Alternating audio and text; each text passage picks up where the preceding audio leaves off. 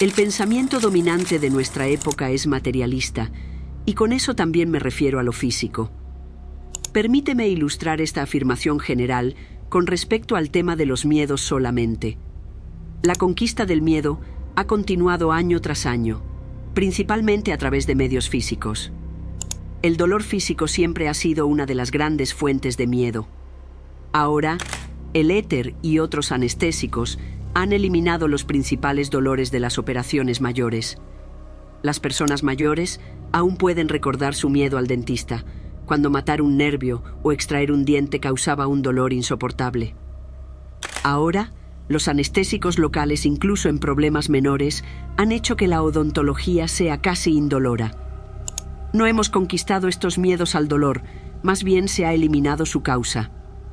El sueño crepuscular, el sueño artificial para aliviar los dolores del parto, es la perfecta expresión de la eliminación científica y materialista del miedo. Mediante un apagón químico de la mente, un oscurecimiento del yo consciente, la persona puede escapar de la necesidad de enfrentar y conquistar el miedo a través de sus propios recursos. No estoy condenando la mitigación física del dolor o el progreso de la ciencia física. Solo estoy describiendo una tendencia, y eso es el creciente énfasis en la eliminación de los miedos por la ciencia en lugar de en su conquista por el individuo. La enfermedad siempre ha sido una gran fuente de miedo, y aún lo es.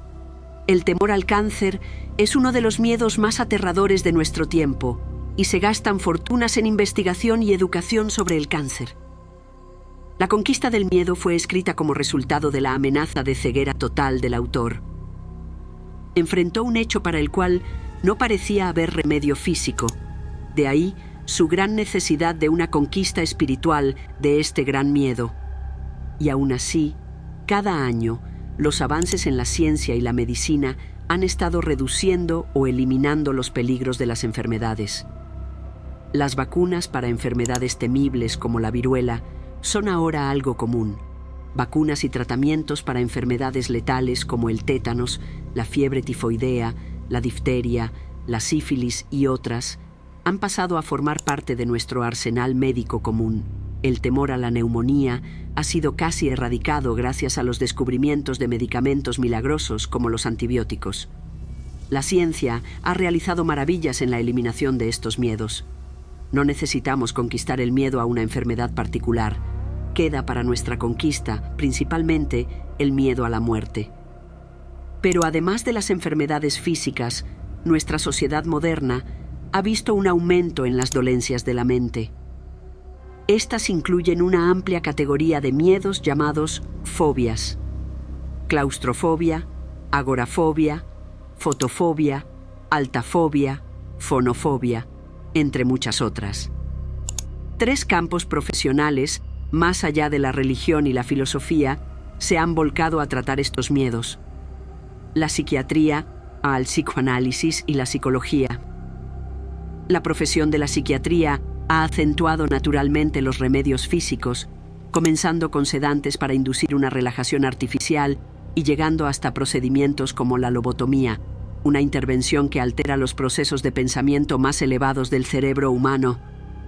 Entre estos 2 extremos se encuentran los tratamientos de choque, donde una inyección de insulina o metrazol causa una especie de convulsión durante la cual la persona pierde la conciencia.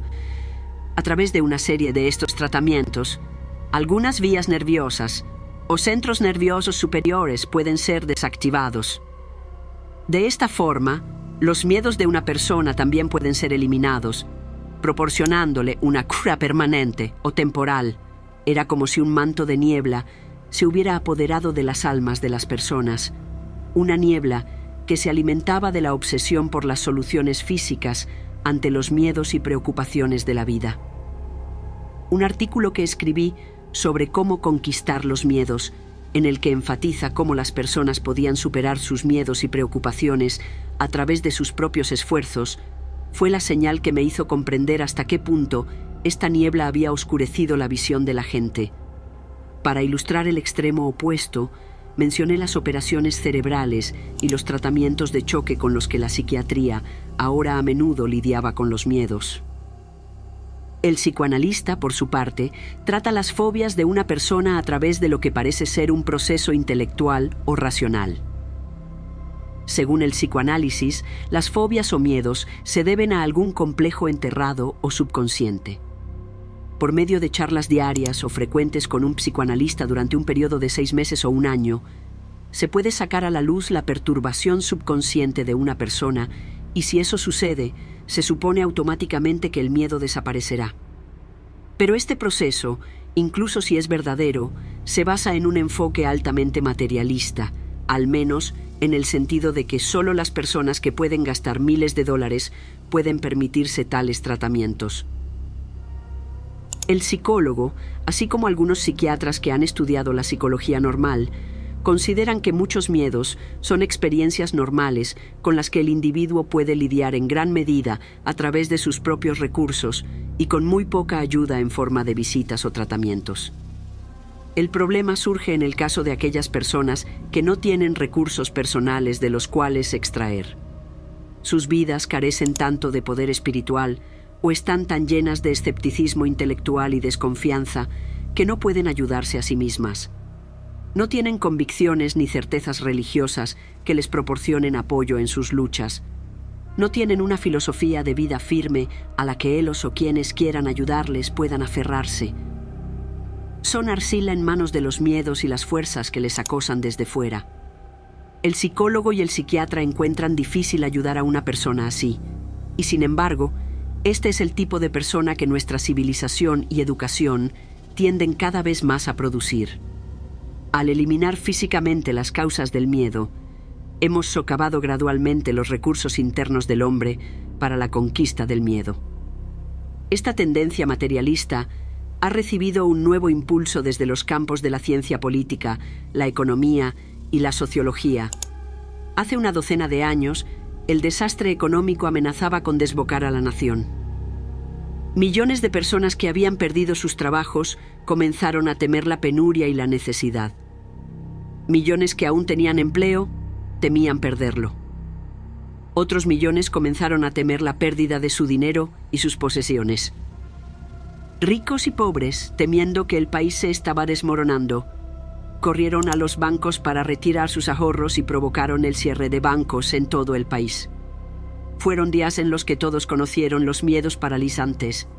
La historia registrará el hecho de que estos miedos se enfrentaron, no por conquista, no recurriendo a los recursos morales y la fortaleza interior del ciudadano estadounidense, sino a través de una colección de esquemas materialistas al por mayor. Estos esquemas incluyeron dispositivos como inflar el dólar, subir los precios, expandir la deuda del gobierno, pagar a los agricultores por no producir cultivos, proyectos de vivienda del gobierno y muchos otros.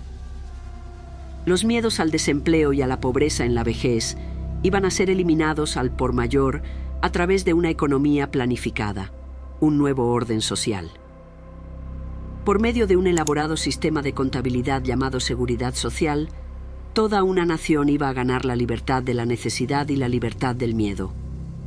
Pero mientras construíamos nuestra complaciente casita de seguridad social, el mundo entero se estaba desmoronando a nuestro alrededor. En lugar de lograr la seguridad local, nos encontramos ahora en medio de una inseguridad mundial. Lejos de haber eliminado las causas económicas del miedo, ahora encontramos que estas causas se han multiplicado muchas veces. Al miedo de perder nuestro dinero, se añade ahora el miedo de perder a nuestros hijos. Al miedo de perder nuestros empleos se añade el miedo de perder nuestras vidas. Al miedo de la depresión y la inflación se añade el miedo de perder las mismas libertades por las que se está luchando en la guerra. Finalmente vemos, o estamos a punto de ver, que el materialismo engendra peores miedos de los que cura, que la economía y la sociología crean más problemas sociales de los que resuelven, que la ciencia hace posible destruir la riqueza y las vidas mucho más rápido de lo que puede construirlas. Se necesitaron años de ciencia para lograr el avión y eliminar el miedo de las personas a volar. Ahora, de repente, el avión se ha convertido en la mayor fuente de destrucción y de miedo en el globo. Ciudades que tardaron décadas en construirse son arrasadas en una noche. Millones de personas deben regular sus vidas por el miedo a estos temibles visitantes. Este es el trasfondo con el que la conquista del miedo presenta su filosofía de coraje y de esperanza. Es una filosofía diametralmente opuesta a las creencias y prácticas dominantes de nuestra era materialista. Uno duda en usar las palabras espiritual y moral porque se han convertido en palabras de moda. Sin embargo, la filosofía del rey es espiritual y moral, y el lector obtendrá de ella un concepto más claro de lo que estas palabras realmente significan. Cuando recuerdo mis reacciones a la primera parte de este libro, puedo imaginar fácilmente la impaciencia y hasta el desprecio de muchos intelectuales y pseudointelectuales. Por su énfasis en la naturaleza religiosa del universo y en el poder espiritual del individuo, puede parecerles ingenuo. Por su condena constante al mamón, al materialismo y a la interpretación económico-sociológica de la vida, puede parecerles anticuado.